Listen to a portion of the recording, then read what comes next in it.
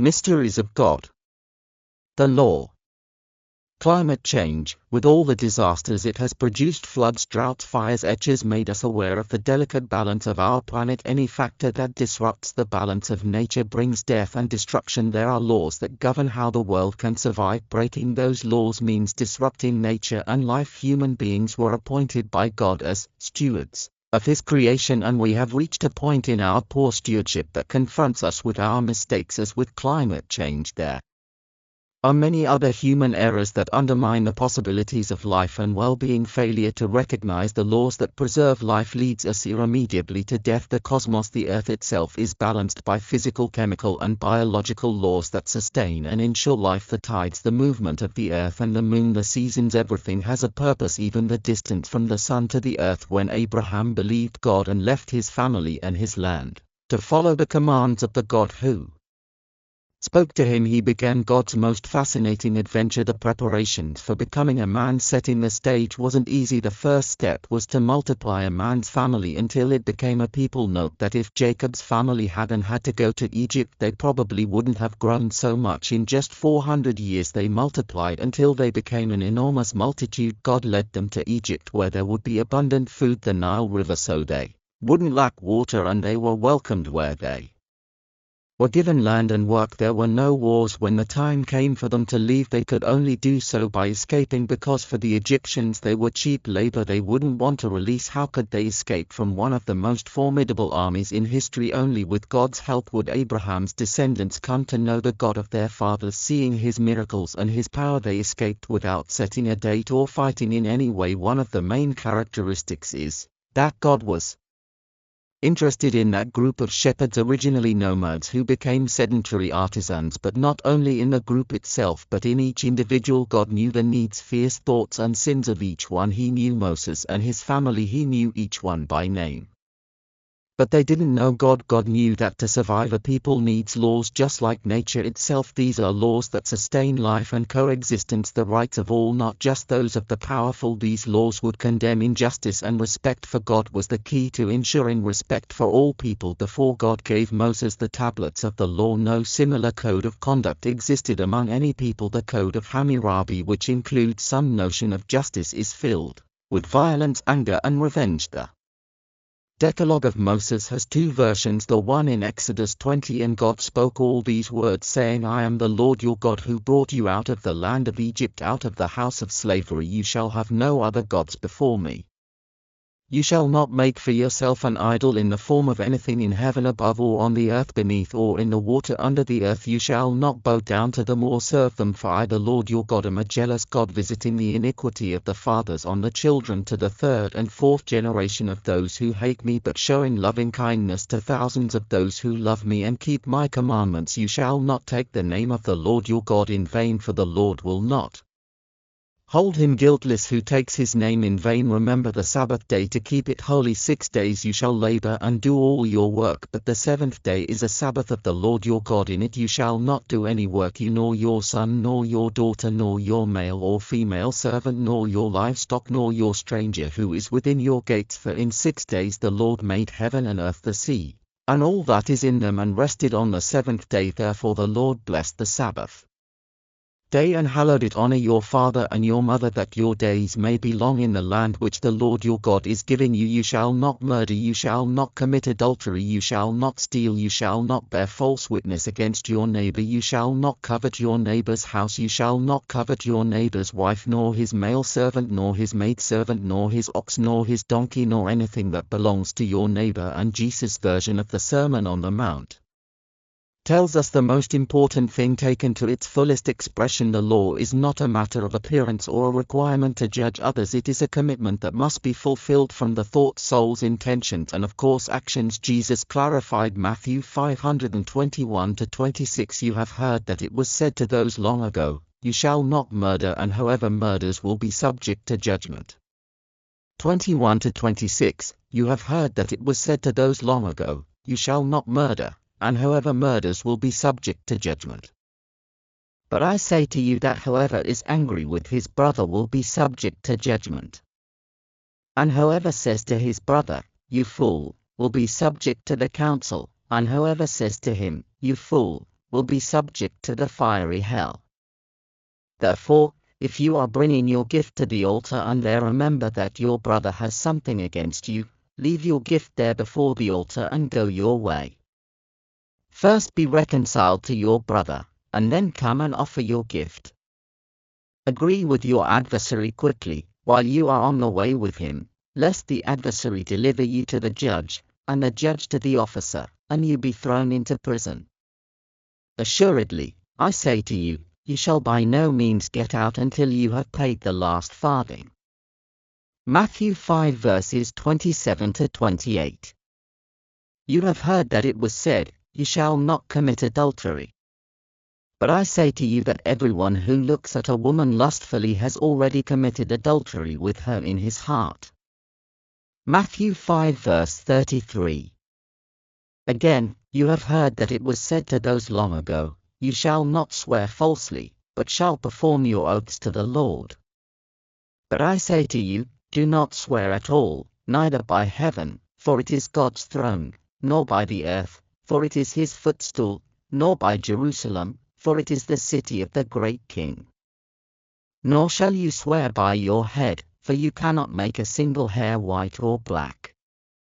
But let your words be, yes, yes, no, no, for anything more than these comes from evil. Matthew 5 verses 38 to 45. You have heard that it was said, an eye for an eye and a tooth for a tooth. But I say to you, do not resist an evil person. But whoever strikes you on the right cheek, turn to him the other also. And whoever wants to see you and take your tunic, let him have your cloak also. And whoever forces you to carry a mile, go with him too. Give to the one who asks you, and do not turn away from the one who wants to borrow from you. You have heard that it was said, you shall love your neighbor and hate your enemy. But I say to you, love your enemies, bless those who curse you, do good to those who hate you, and pray for those who spitefully use you and persecute you, that you may be children of your Father who is in heaven. For he makes his sun rise on the evil and the good, and sends rain on the just and the unjust. I recommend reading the entire Sermon on the Mount, as it includes much more.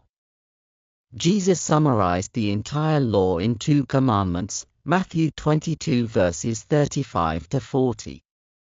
And one of them, a lawyer, asked him to test him, saying, Teacher, which is the greatest commandment in the law? Jesus said to him, You shall love the Lord your God with all your heart, with all your soul, and with all your mind. This is the first and great commandment. And the second is like it, you shall love your neighbor as yourself. On these 2 commandments depend all the law and the prophets. Jesus also made it clear that it is necessary to keep the law to inherit the kingdom of heaven, Matthew 19 verses 16 to 21. Then one came and said to him, Good teacher, what good thing must I do to have eternal life? He said to him, Why do you call me good? No one is good but one, that is, God. But if you want to enter life, keep the commandments. He said to him, Which ones?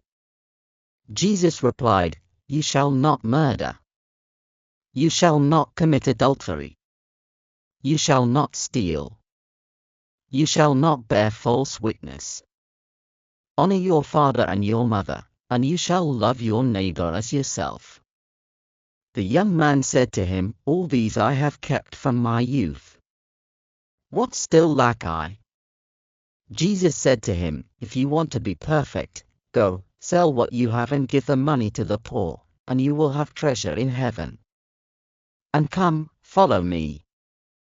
Why did he tell the rich young man that he had to leave everything? Because the first commandment of God's law is, Mark 12 verse 30. And you shall love the Lord your God with all your heart, and with all your soul, and with all your mind, and with all your strength. This is the greatest commandment.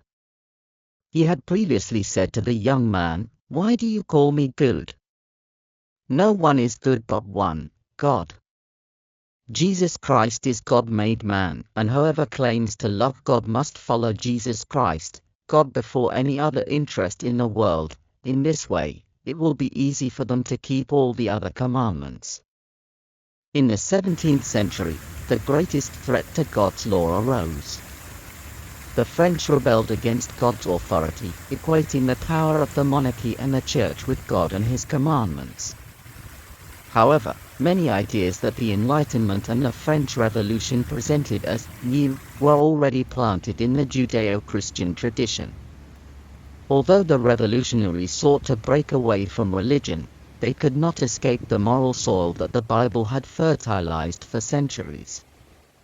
Let's explore some of these similarities. Human dignity. French Revolution proclaimed that all men are born free and equal in rights. Declaration of the Rights of Man and of the Citizen, 1789. Bible teaches that every human being was created in the image and likeness of God.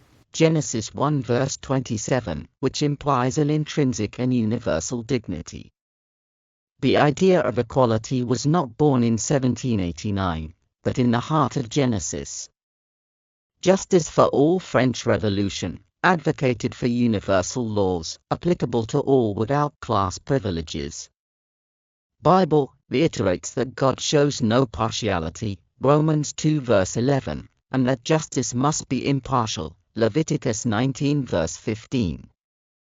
The notion of impartial justice was already present in the Mosaic Law. Fraternity. French Revolution, fraternity was one of its three pillars. Bible, Jesus taught to love one's neighbor as oneself, Matthew 22 verse 39, and to consider all as brothers, Matthew 23 verse 8. Christian fraternity precedes Republican fraternity. Freedom of conscience. French Revolution, although intolerant in its most radical phases, the idea of religious freedom and freedom of thought emerged strongly. Bible, God's call is free, it does not compel, but invites. I have set before you life and death, choose life, Deuteronomy 30 verse 19. Freedom of choice is a biblical principle, even in spiritual matters.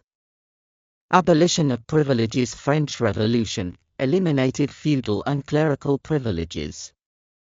Bible, the prophets denounced the abuse of power and the oppression of the poor, Isaiah 10 verses 1 to 2, Amos 5 verses 11 to 12. Prophetic criticism of social injustice anticipates the revolutionary spirit. Hope in a renewed world. French Revolution dreamed of a new, just, and free society. Bible promises a kingdom of God where there will be justice, peace, and fulfillment, Isaiah 11, Revelation 21. Both visions share an eschatological longing for social redemption. The Enlightenment drew from Christian sources, although they later sought to deny the wellspring.